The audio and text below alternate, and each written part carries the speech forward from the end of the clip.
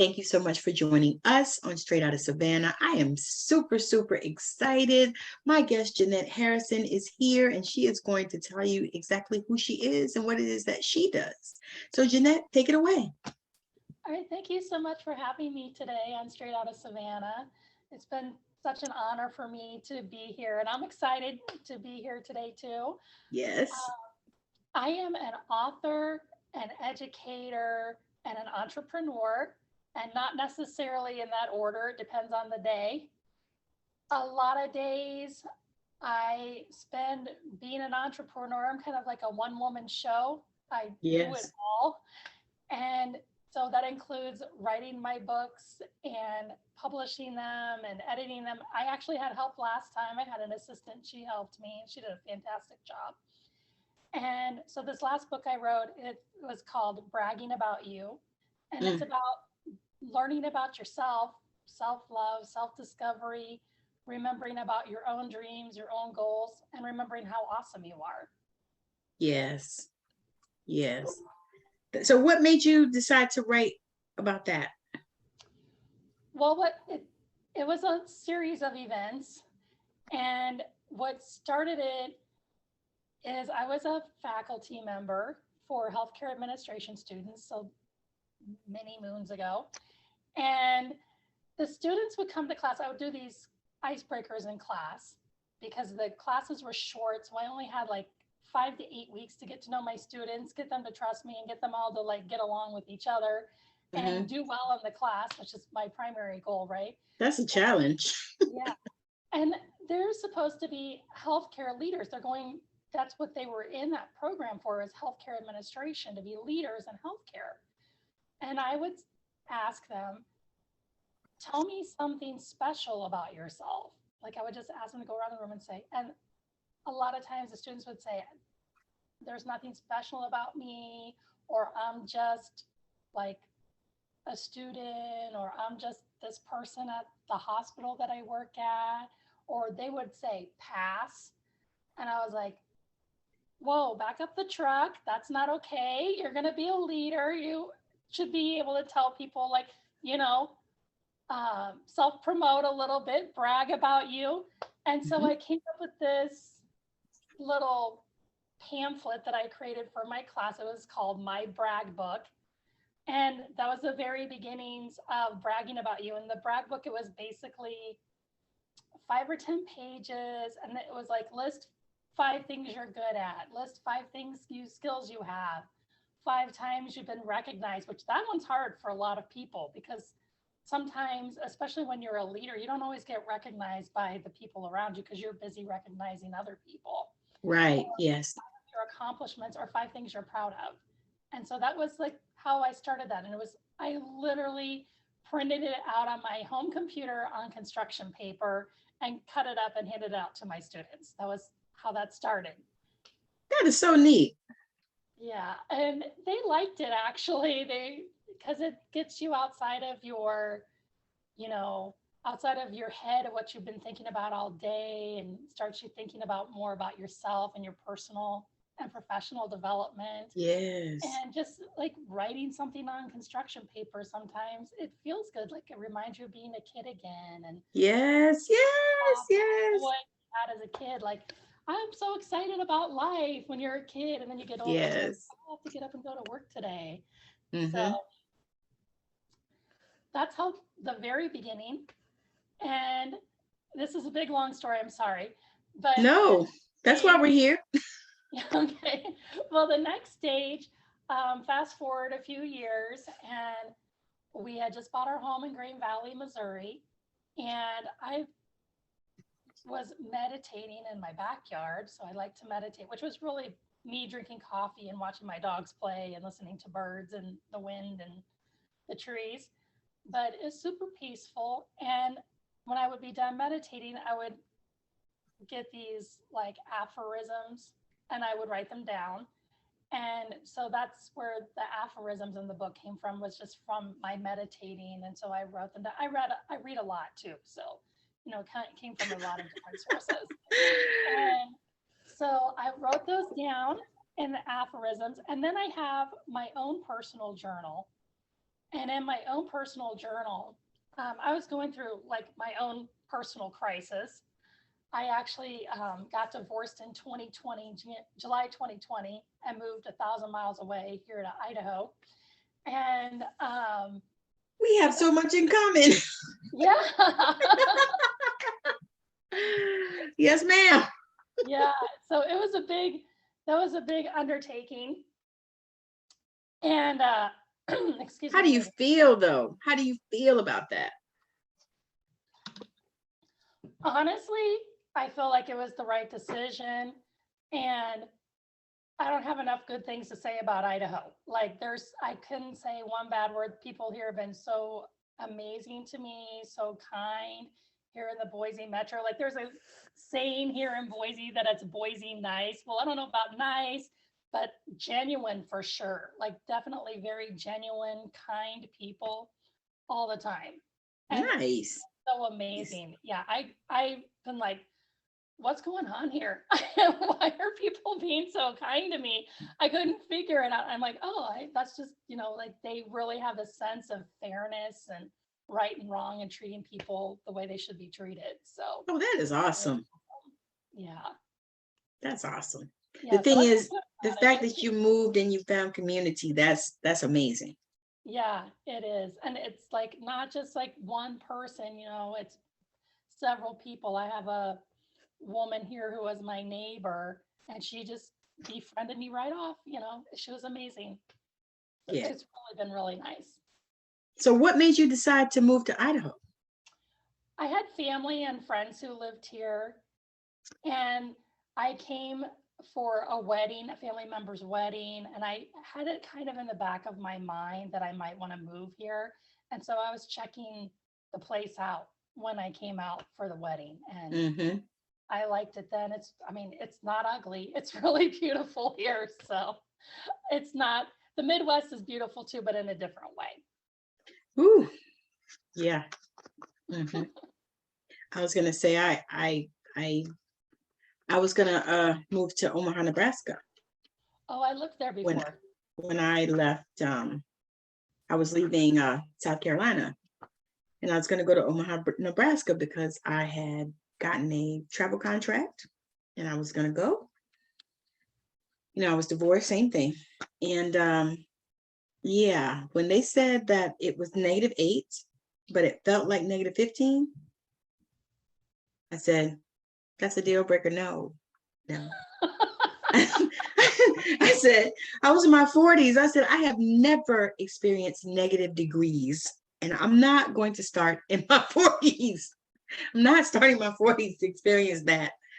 No, I was like, I'm a tropical girl. I can't do that. It does get super cold in Nebraska. Oh, wow. Woo. I was like, no. Because all I could think was, it was January. I was like, it's probably going to get colder. No. Yeah. All right. So when you got to Idaho, it felt like home to you. Yeah, it did. It was really nice. That's powerful. So what was the question I was going to ask? So as far as the books, do you have plans to write more books? I do, because the Bragging About You is part of this larger program that I'm developing with my business. It's called Take Care of You. And I do a lot of walking videos, which a lot of people see me do because I post them online all the time. And so the next book is going to be about walking. So I'm kind of doing the mind, body, spirit thing. So probably the first book is more, I would say, spiritual, like really understanding yourself and what your dreams are and what your goals are and showing gratitude and all that. And then the walking books are body. So that's going to be, the body part. So the mind part, nice. I'm working on that. Very interesting. Very interesting. What did you do before that? Before I owned a business, I was a faculty member. And before that, I worked in healthcare for several years, like 16 years. So did you say 16? 16, yeah. He said several years. I'm like, okay, 2, 3, 4. 16. I love it. I have a different definition of several. Yeah. It's okay. It's good. All right. So what is your plans for your business as you expand? Because I can feel expansion happening. So what is the plan for that? Well, right now we are creating these workshops, the Bragging About You workshops, and it's focusing on burnout. Since so many healthcare workers and educators, and even just regular people, they've been experiencing burnout, right? From the pandemic. It's been so awful for people. I call it, they feel like they got the psychological beat down for 2 years. And they need something to lift them back up and remember, like, oh, hey, wait, I'm an awesome person. This isn't what my whole life is about. This has been really hard. And it's hit every area of everyone's life. Like just today, I was watching something on the news about how people are upset about just being able to provide the basics for their family. And well, people are getting homeless and stuff, like families. Yeah. They're feeling, they're worried about losing their homes, and, and then a lot of the assistance programs are ending now too. There are new ones coming in, but some of the other ones that people were relying on are ending. And it's not, at least as far as I know, the new programs aren't being publicized as well as the old programs were. So people are struggling, and they need something to feel good about themselves again. Yeah. Like, they really need to feel like, I'm a person of worth and I have value, and this isn't forever, it's temporary. And how do I help myself move past this? And then also, we're not a mental health resource. I'm not offering that. No. But if I feel like somebody wants that, then we can, tell them, hey, here's a list of providers, or recommend them to go see their provider. Yes. But what we are is like personal and professional development. Yes. And just helping them, like I said, like find themselves again.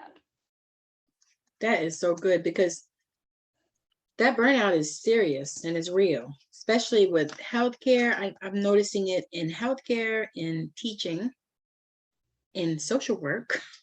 Yeah, definitely. In police and law enforcement.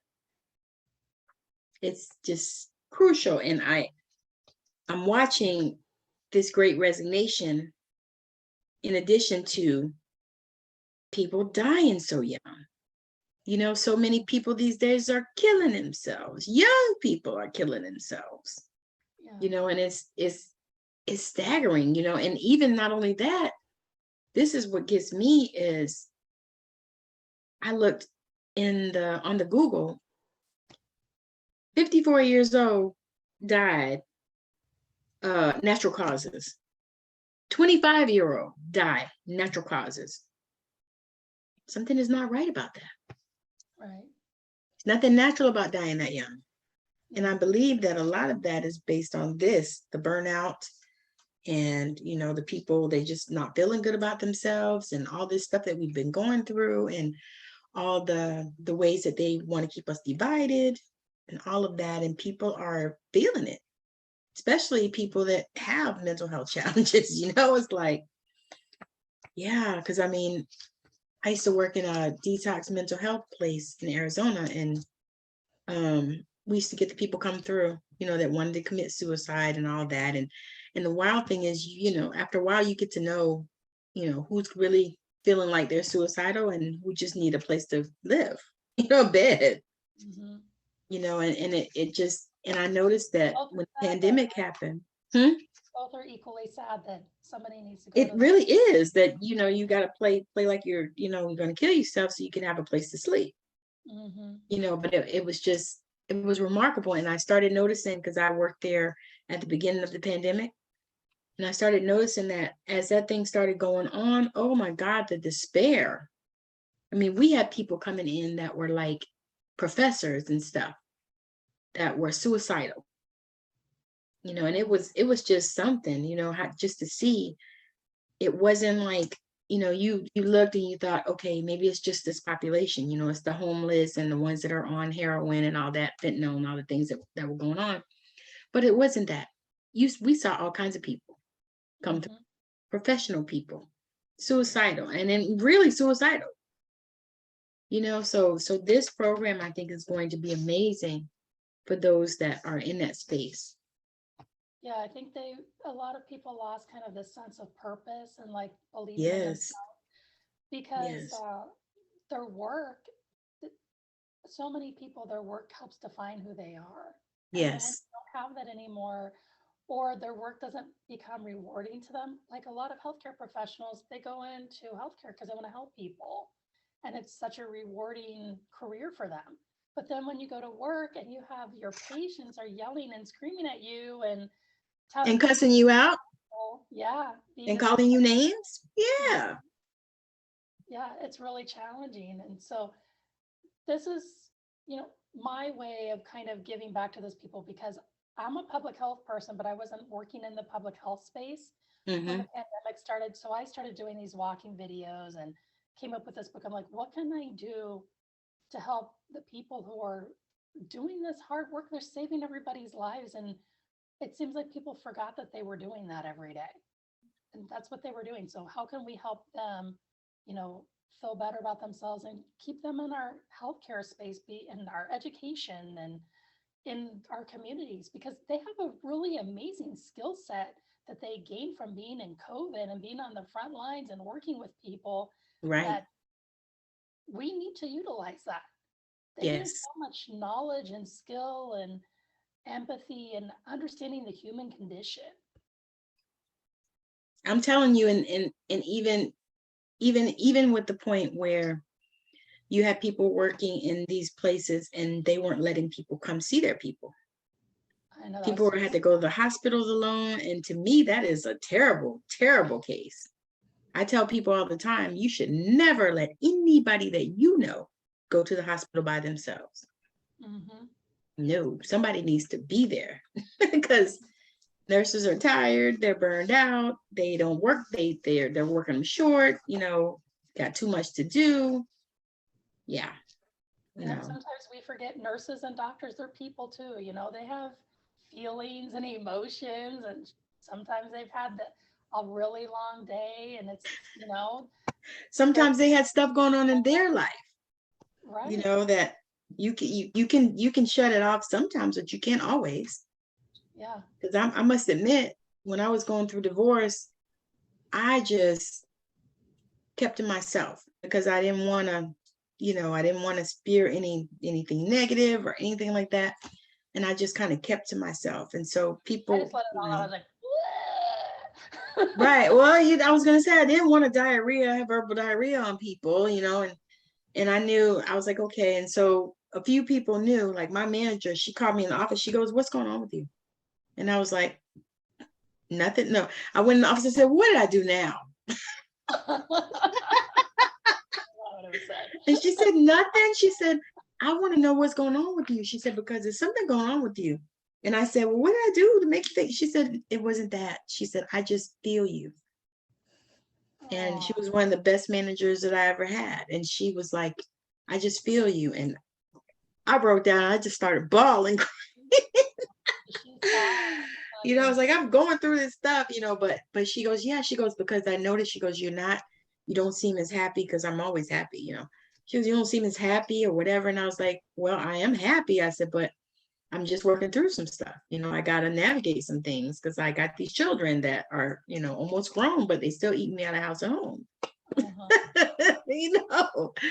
But yeah, it's amazing when you can have this type of program like that are on the front lines that are working, because I know I've talked to a few people. I talked to one girl that was a social worker interview, and they have the same issues. Yeah. Too much to do, not enough people. People are leaving that field in droves too, and not enough money. Yeah, and they spend all day listening to everybody else's problems. Oh my God. I'm like, who's listening to their problems? Exactly. And that's what a lot of people in healthcare do. Like, people are saying, well, what did you do? And I said, I listen to people's problems all day. That's what people in healthcare do all day long. And then they go home, and then who's listening to them?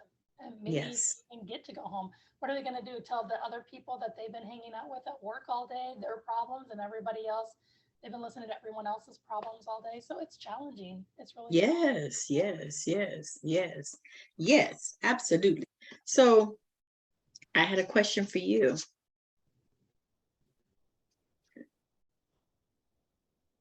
Tell me something special about you. This is something I like to tell people, and so it's a little weird, but I can write with my toes using a pencil. Wow. I was watching How that. did you get to do that? How'd you learn to do that? I was watching this movie, My Left Foot. Yes, I remember it.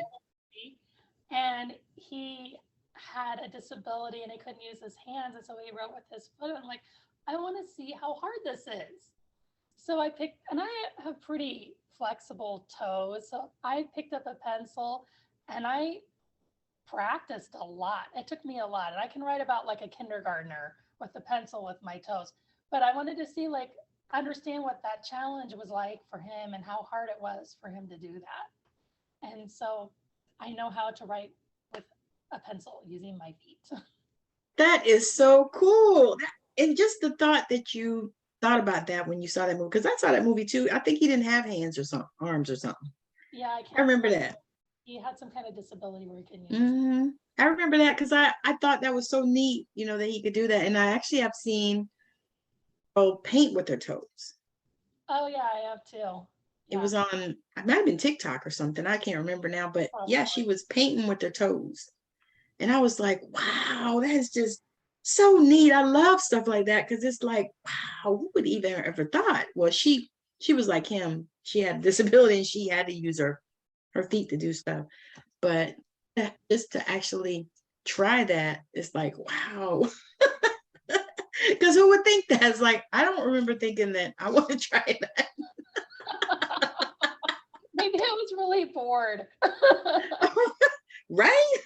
That's so cool though, even to be able to do that. Because if you ever broke your whatever hand you are, then you could at least write with your foot. I could. That's true.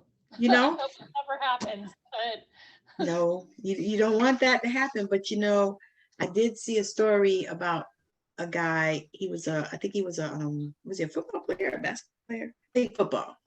And he got hurt. And so now his arm, he can't use it. It severed his nerve or something, an artery. I can't remember exactly, but he can't use that arm. And he had to learn how he was right-handed and he had to learn how to write with his left. So I was like, that's, those stories are like so interesting to me, because I'm like, wow, you just never think that. Yeah, but that is so cool that you can write with your toes. Yeah. I love it. I love it. Now that is excellent. So where do you see yourself going with your business going forward?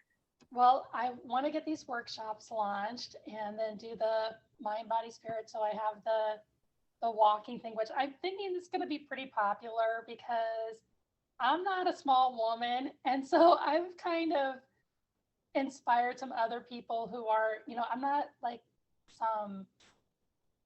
I think about when I was growing up or when I was young, it was Denise Austin. I'm not a Denise Austin. I'm just a woman out walking and filming myself on my iPhone. And so I think a lot of people feel inspired by that. Like, hey, if this person can do it, I can too. Yes, absolutely. So that's kind of, I'm going in that direction. And I think that book will probably be pretty popular. I'm calling it right now. Yes. And then, like I said, I'm going to create the mind section, which is basically, enhancing your mind.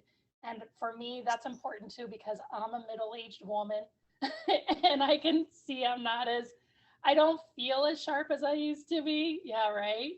And I know I am, but there are just some days I'm like, I need to really work on my focus and memory. And, as I get older, I started that too, girl. I got my secret words. And so I yeah. Yep, I started thinking about that too, especially because I work in facilities. So I see that stuff all the time. And, and yeah, that's a whole nother That's a whole nother topic. We're not going to go there. Oh. So many people, elderly people, and this is the thing that I've seen recently, lately, where I'm at now. I live outside of Seattle, Oh, and okay. so where I'm at now, I've seen, this is the craziest thing that I've seen is they are like pushing oxycodone on these old people, like Tylenol.